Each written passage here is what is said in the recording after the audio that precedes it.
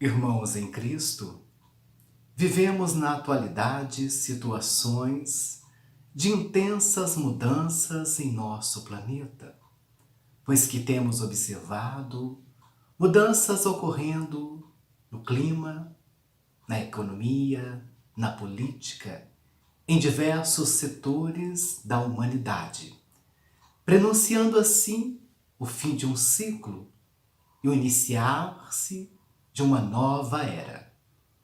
E essas mudanças também têm se operado em nós, porque situações inesperadas têm nos convidado a fazermos preciosas reflexões. Reflexões sobre os nossos valores, sobre as nossas condutas, sobre os nossos pensamentos, sobre a maneira como temos percebido a própria vida, indicando que também nós estamos nesse processo de renovação. Estamos no processo de deixarmos para trás o homem velho, o homem vicioso, para despertar em nós o homem transformado, o homem voltado para o bem, o homem voltado para a luz. E perante isso, nós vamos encontrar uma passagem evangélica lá em Mateus, no capítulo 5, versículo 48, quando Jesus, há mais de 2000 anos, nos faz esse precioso convite. Sede, pois, vós outros perfeitos, como perfeito é o vosso Pai Celestial. Jesus nos convida assim então a realizarmos em nós essa mudança. Nos convida a deixarmos para trás este ser imperfeito que o temos sido até agora e nos reconhecermos dentro da nossa condição de filhos de Deus, de criaturas do amor divino e caminharmos em destino a isso, em destino ao despertar deste amor, em destino ao despertar do bom em nós. Mas vamos perceber que, além de ser um convite, encontra-se também o que aqui? Uma advertência para nós, nos dizendo que não importa qual é o nosso passado, não importa quais foram os nossos erros, os nossos enganos, há sempre uma oportunidade de recomeçar, há sempre uma oportunidade de reparar e caminharmos em direção a esta perfeição, para a qual estamos destinados, a perfeição relativa. Porque, é claro, Jesus não nos fala aqui que iremos atingir a perfeição absoluta, que só pertence ao Criador. E a criatura jamais se igualará ao Criador.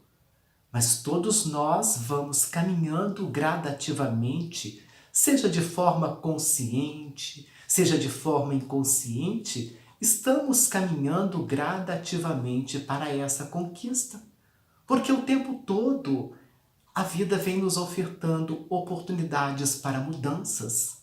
Nós não somos, por exemplo, a mesma pessoa de 10, de 5 anos atrás. Provavelmente não somos sequer a mesma pessoa de ontem, porque algumas mudanças, alguns conceitos, algum aprendizado se realizou em nós, indicando assim que houve uma transformação, houve sim uma mudança, ainda que imperceptível. Mas quando nós falamos que o nosso destino é atingir a perfeição, é nos transformarmos em homens de bem, há em nós uma indagação, principalmente para aquele cuja consciência já está desperta e já alimenta esse desejo. Será que nós estamos no caminho certo?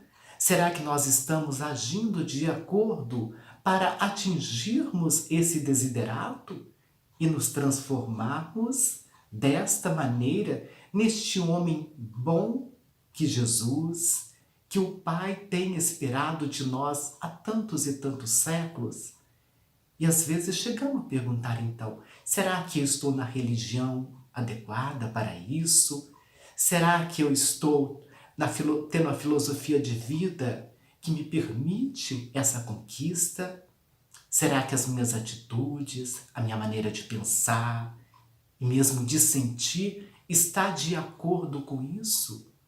E é o que nós vamos buscar então refletir hoje com esta palestra. Será que nós estamos no caminho adequado para essa conquista? Mas antes de tudo, nós vamos perceber que Deus, na sua infinita misericórdia, no seu infinito amor, Ele tem nos ofertado incessantemente preciosos recursos para esta realização.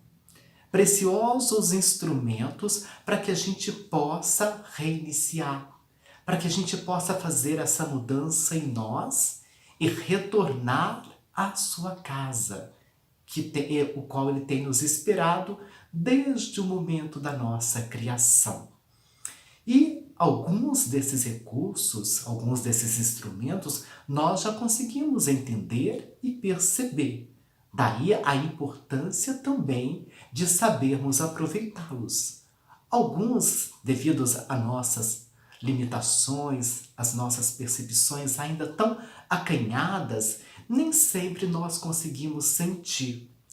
Mas gradativamente a gente vai percebendo como que é grandiosa a misericórdia de Deus em nossa vida. Porque, é claro, à medida que nós vamos crescendo, à medida que nós vamos evoluindo, a nossa visão do Criador também se amplia. Se antes nós observávamos Deus como um juiz temerário, hoje nós já conseguimos percebê-lo como um Pai amoroso, como um Pai de misericórdia. Mas vejamos alguns desses recursos que o Pai tem nos concedido para essa conquista, para a conquista de nós mesmos, para o despertar do divino em nós. E dentre esses recursos, nós vamos encontrar então a reencarnação, como nos fala de uma maneira tão clara a doutrina espírita. É lógico que as outras filosofias, outras escolas religiosas do passado e mesmo da atualidade já falam sobre esta lei, a lei da reencarnação. Mas a doutrina espírita, ela tem essa propriedade de nos trazê-la de uma maneira muito clara, muito precisa. E a lei da reencarnação, a reencarnação, né, que é a oportunidade de retornarmos à arena terrena e reiniciarmos uma nova jornada de aprendizado, é este recurso precioso que o Pai tem nos ofertado. E juntamente com a reencarnação, em nós é nos concedido o corpo físico, este instrumento tão precioso que nem sempre a gente consegue valorizá-lo e utilizá-lo como deveríamos. Porque muitas vezes a gente acredita que o corpo físico é um instrumento para desfrutarmos dos prazeres da vida material. E a gente começa gradativamente então a perceber que todos os recursos, que todas as faculdades inerentes a este corpo físico, na verdade é um convite para que a gente aprenda, para que a gente se exercite na lei do amor, na lei do bem. E vamos buscar então alguns desses sentidos. O dom da visão, por exemplo, que tantas vezes nós utilizamos para observar o mal.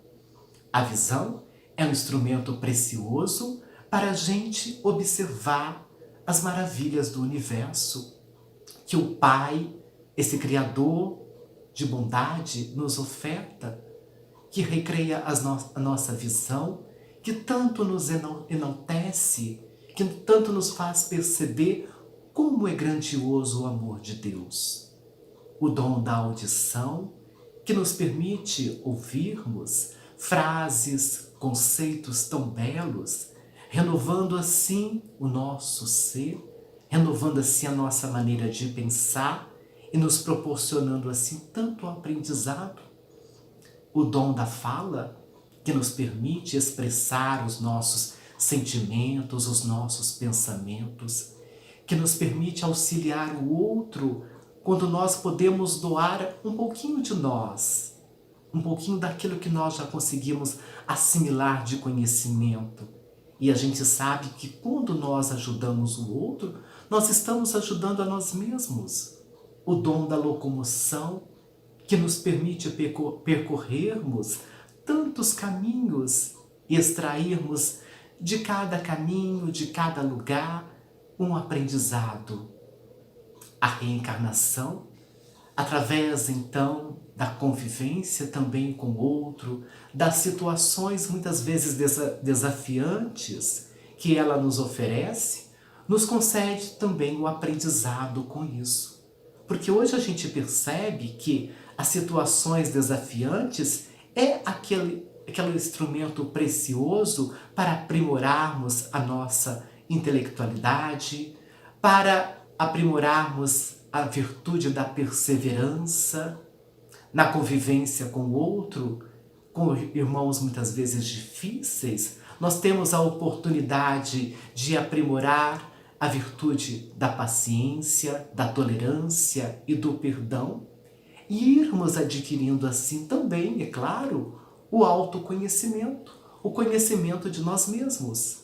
Porque como sabermos se nós somos pacientes, se nós somos tolerantes, se não formos colocados ao lado de irmãos complicados que testa essa nossa paciência, que testa essa nossa tolerância.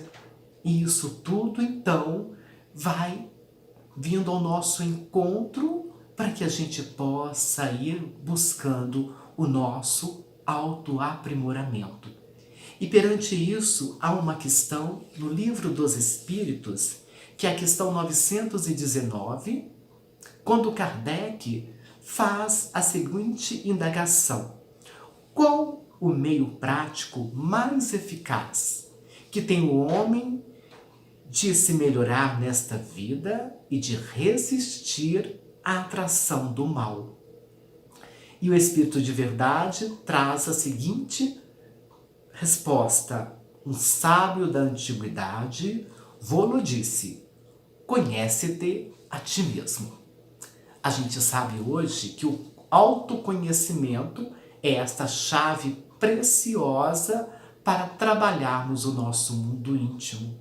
Porque como vamos resistir ao mal, esse mal que está, na verdade, dentro de nós, que muitas vezes nós acreditamos está no externo, né? Está no outro, está nas situações da vida, mas na verdade o mal que nós observamos, o mal com o qual nós muitas vezes somos defrontados, é um mal que está dentro de nós.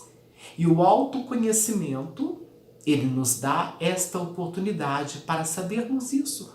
Qual é o mal que está dentro de mim e que precisa ser trabalhado? Quais são os vícios, as mazelas que eu ainda possuo e que precisam ser transmutadas em virtudes? Porque, na verdade, o que é um vício? O vício é uma energia que foi mal direcionada. É como se fosse um pêndulo que vai para uma extremidade ou vai para outra. E nós sabemos que os extremos são sempre prejudiciais. Por isso, a virtude, ela está sempre no meio. Ela é o equilíbrio. E nós precisamos encontrar este equilíbrio para despertarmos as virtudes em nós. E o autoconhecimento me dá esta oportunidade. Porque se eu sei que eu sou uma pessoa egoísta, o que eu vou fazer? Eu vou começar a exercitar em mim a caridade, o desprendimento, e exercitando esta caridade, automaticamente eu vou começar a direcionar aquela energia que antes era toda voltada para situações egoísticas, para situações do exercício da caridade, do exercício do desprendimento. Mas a gente sabe, então, que o autoconhecimento é esta chave. Mas toda chave, para ser útil, ela precisa ser utilizada para abrir a porta. Então, eu tenho autoconhecimento, eu conheço as minhas imperfeições. E eu preciso usar este autoconhecimento para a minha melhoria.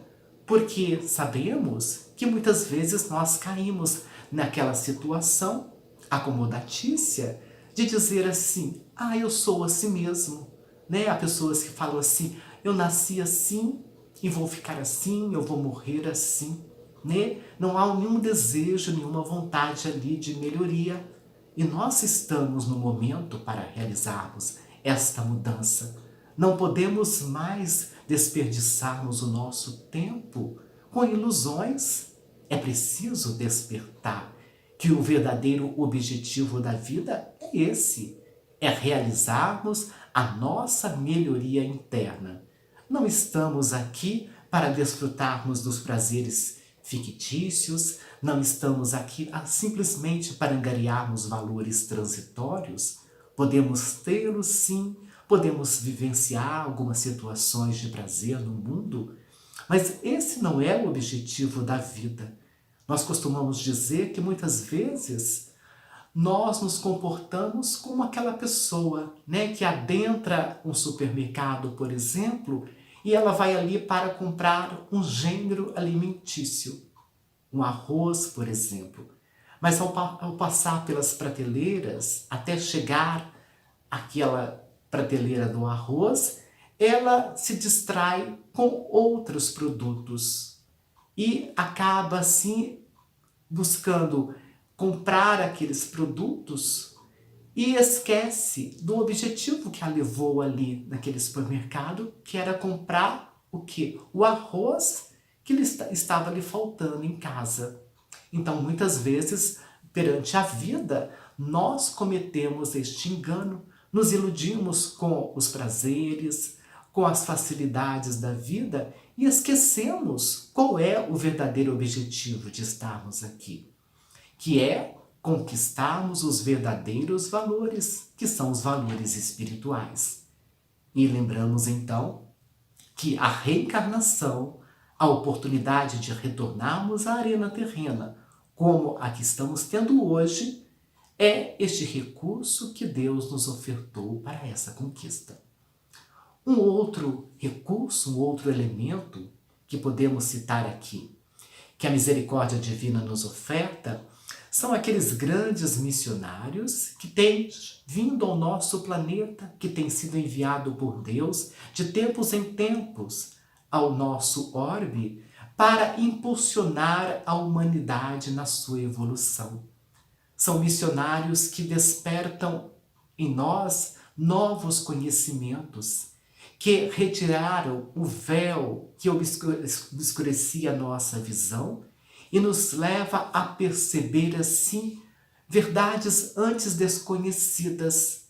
Então, desde Moisés até missionários atuais, como podemos citar um Gandhi, uma Madre Teresa de Calcutá, um Chico Xavier, todos eles tiveram esta oportunidade, vieram com esta missão de despertar a humanidade, seja um pequeno grupo, na coletividade na qual eles se encontravam, seja a humanidade no seu aspecto global, mas tiveram a oportunidade e vieram aqui com este intuito de despertar o homem para verdades desconhecidas, de impulsionar a humanidade neste caminho em direção à perfeição, em direção a se transformar em verdadeiramente num homem de bem.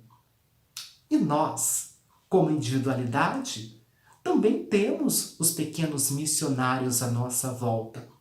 São irmãos que tantas vezes Deus coloca em nosso caminho, coloca ao nosso lado, que são verdadeiros exemplos, que com seu comportamento nos inspira, que com seu comportamento nos dá aquele incentivo a nos melhorarmos. E a gente tem essas pessoas como verdadeiros ídolos. Não no sentido de que queremos nos tornar iguais a eles, porque somos individualidades. Somos criaturas diferentes e nunca vamos ser iguais às outras. E aí está a verdadeira beleza da criação de Deus. Mas nós podemos buscar esses irmãos como exemplos para nós. Muitas vezes a gente observa a humanidade atual, principalmente os jovens, buscando os falsos ídolos, com tantos exemplos negativos. E por que não atentarmos a nossa visão para estes verdadeiros ídolos? Esses irmãos que trazem virtudes preciosas e que tanto pode nos auxiliar em nosso crescimento. Mas, entre esses grandes missionários que já estiveram em nosso planeta, que impulsionaram a evolução da humanidade, o maior de todos é, sem dúvida, Jesus, o sublime pastor de nossas vidas, que veio trazer o roteiro seguro para a nossa caminhada através do Evangelho. Este roteiro que está aí à nossa disposição há mais de 2000 anos atrás e que muitas vezes nós o temos desprezado, que muitas vezes nós o temos considerado como teorias complicadas, mas que na verdade não é. É apenas porque nós, tantas vezes, temos nos atido à letra e não temos buscado o verdadeiro espírito ali daqueles ensinamentos e nos esforçado por colocá-lo em nossas vidas. Por isso, buscando o Livro dos Espíritos, na questão 625, Kardec faz a seguinte pergunta: qual o tipo mais perfeito que Deus tem oferecido ao homem para lhe servir de guia e modelo? E o Espírito de Verdade responde com um único nome: Jesus. Ou seja, é claro, Jesus é o modelo mais perfeito que já passou pelo nosso planeta, que veio dar este impulso à nossa evolução.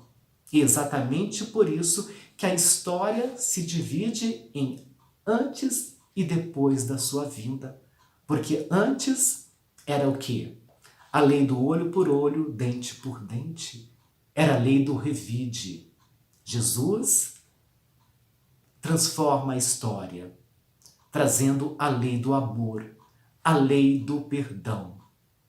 E todos nós que já temos esta consciência, então, desta preciosidade que está aí à nossa disposição, que vamos lembrar aqui, não é um roteiro complicado, não é algo impossível de seguir, como muitas vezes temos acreditado, até em decorrência do que? Do nosso comodismo. Porque tantas vezes a gente tem pensado assim, Jesus é uma figura distante, é uma figura difícil de seguir. Mas se a gente observar de uma maneira clara, percebemos que o Evangelho de Jesus e todos os seus ensinamentos se resumem numa única lei. Qual a lei? A lei do amor. E hoje a gente sabe que o amor é o antídoto. É o antídoto para todos os males. Todas as dificuldades, todas as mazelas que nós temos vivenciado em nosso planeta, todos os estados de miserabilidade que temos vivenciado aqui, tem decorrido do quê? Da falta de amor, do nosso orgulho, do nosso egoísmo, que impede que este amor, centelha divina que habita em nosso ser, aflore e comande assim as nossas vidas. O amor é o caminho verdadeiro, é o caminho precioso para nos tornarmos verdadeiramente homens de bem. Por isso, ao fazermos aquela indagação, será que eu estou no caminho certo? E a gente vai observar então que não importa a religião, não importa qual é a minha filosofia de vida, importa o que? Eu estou cumprindo com esta lei? As minhas atitudes, o meu comportamento está sendo baseado dentro desta lei do amor? Eu estou agindo de acordo com o amor? E a resposta irá nos garantir, né, se nós estamos agindo dentro desta lei, que nós estamos no caminho certo. Caso ao contrário, é preciso então revermos o nosso comportamento, revermos os nossos conceitos e buscarmos, através do nosso esforço, através da nossa boa vontade, agirmos de acordo com o amor. E ao buscarmos o Evangelho segundo o Espiritismo, no capítulo 17, que é o capítulo que fala sobre sede perfeitos, há um item em que Kardec fala sobre as características do verdadeiramente homem de bem. Nós vamos ler apenas um trechinho pequeno para não nos alongarmos muito. E Kardec então nos fala: o verdadeiro homem de bem é o que cumpre a lei de justiça, de amor e de caridade na sua maior pureza. A gente percebe que muitas vezes nós ainda temos uma dificuldade muito grande para entendermos isso. Porque para nós, quando falamos de justiça, a justiça muitas vezes ela tem aquele resquício de quê? De vingança. É o que a gente percebe, às vezes em programas de televisão, por exemplo, alguém que sofreu uma injustiça. E essa pessoa, na reportagem, na entrevista, ela fala assim: a única coisa que eu quero é que se faça justiça. Mas, na maioria das vezes, nós percebemos que há ali um desejo de vingança. Há ali um desejo de que o outro sofra aquilo que ela sofreu ou um pouquinho mais.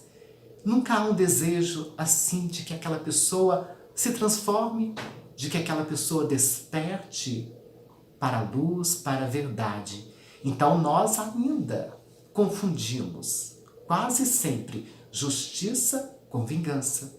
E o amor? A nossa interpretação de amor é muitas vezes ainda limitante, né? A gente às vezes confunde amor com paixão. Temos ainda aquele amor apego, de termos o outro, o ser amado, como posse, de querer que essa pessoa amada se comporte de acordo com a nossa vontade, que essa pessoa amada esteja sempre do nosso lado. E, às vezes, o nosso amor ainda não é aquele amor que tem por desejo, tem por vontade que o outro cresça, que o outro evolua, seja conosco, seja separado de nós. E a caridade, que tantas vezes também confundimos com a questão da esmola. Às vezes doamos um prato de sopa, algumas moedas, aquele pedinte que encontramos e acreditamos estar fazendo caridade. Mas nós começamos a compreender hoje que a caridade ela não necessita de recursos materiais, porque a verdadeira caridade é a doação de nós mesmos. É doar o quê? O meu perdão. É doar a minha benevolência. É doar o meu desejo sincero, que o outro progrida, que o outro se transforme, que o outro se melhore a cada dia. E tantas outras coisas que poderíamos citar aqui, que podemos doar de nós mesmos. Então, quando a gente observa isso, o caminho, essa estrada para sermos verdadeiramente homens de bem, nos parece uma estrada muito longa. Essa conquista nos parece muito distantes, mas nós sabemos também que a estrada só é longa para aquele que ainda não se propôs a dar o primeiro passo. Porque quando a gente dá o primeiro passo, já há um encurtamento ali daquela estrada. Nós já vivemos muitas experiências no campo da matéria nesse sentido, quando às vezes pensamos em fazer um curso. Às vezes é um curso que vai durar 2 anos, 4 anos, 5 anos, e ficamos pensando assim, nossa, mas é muito tempo. Só que quando nós nos propomos a começar, logo aquele tempo, né, de 2 anos, de 4, 5 anos, passa tão rápido que a gente fala assim, nossa, como passou rápido e eu nem percebi. E por que também não nos propormos a isso? A iniciar esta caminhada em direção a essa transformação. Em direção a nos transformarmos verdadeiramente em homens de bem. Aproveitando todo este manancial de recursos que está aí à nossa disposição. Esses recursos que não nos vêm de maneira espetaculosa, de maneira fabulosa, mas nos chega até nós de uma maneira sutil, às vezes com uma simples palavra, às vezes com simples gestos. São ali recursos, às vezes, por nós imperceptíveis, de realizarmos essa mudança, de nos transformarmos em homens de bem. O tempo todo nós estamos sendo convidados a praticar a caridade, a doarmos um pouquinho de nós mesmos em prol da harmonia deste universo grandioso. E se estamos assim hoje conscientes da nossa verdadeira essência, se começamos a nos perceber como verdadeiramente filhos de Deus, criaturas da luz, com esse destino, com esta fatalidade, que é o despertar da luz em nós, que é o retorno à casa do Pai, que possamos realizar cada dia e cada vez mais todas as situações, buscarmos todas as situações, todos os recursos, todas as oportunidades desta melhoria, para que gradativamente o Cristo possa renascer em nós e que futuramente, talvez num futuro não muito distante, todas as nossas atitudes, todos os nossos pensamentos, todo o nosso ser possa sempre estar exteriorizando a luz, a verdade e o amor. Muita paz a todos.